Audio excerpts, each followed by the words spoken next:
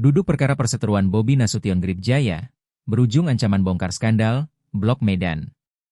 Organisasi Kemasyarakatan Grip Jaya mengancam akan menggeruduk kantor Komisi Pemberantasan Korupsi, KPK, untuk mengadukan dugaan korupsi yang dilakukan Gubernur Sumut Bobi Nasution. Langkah Grip Jaya ini sebagai balasan setelah salah satu markas mereka di Sumatera Utara dihancurkan Pemprov. Mereka marah atas pembongkaran itu.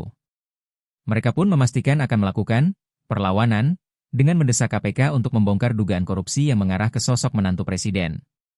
Bobi Nasution kemudian menanggai rencana Grip Jaya akan menggeruduk gedung Komisi Pemberantasan Korupsi, KPK, agar dugaan kasus korupsi jalan dan Blok Medan diusut tuntas.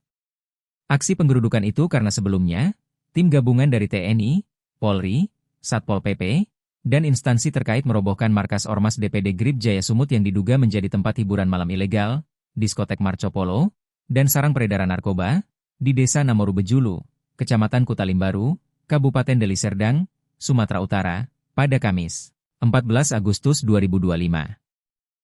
Bobi Nasution mengatakan, respons dari Grip Jaya merupakan hal yang wajar.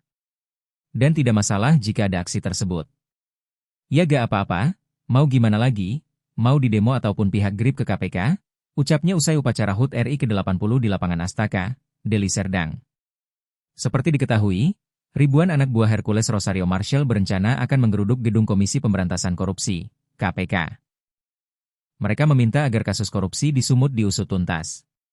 Sekretaris Jenderal, Sekjen, DPP Grip Jaya, Zulfikar, mengatakan, diskotek Marcopo sudah lama tutup. Kata dia, yang ada hanya markas atau kantor DPD Grip Sumut. Diskotek Marcopolo sudah tutup. Ini hanya kantor DPD Grip Sumut, kilah Zulfikar. Meski dijelaskan telah ditutup, tapi tim gabungan menyampaikan jika bangunan tersebut tidak memiliki izin bangunan.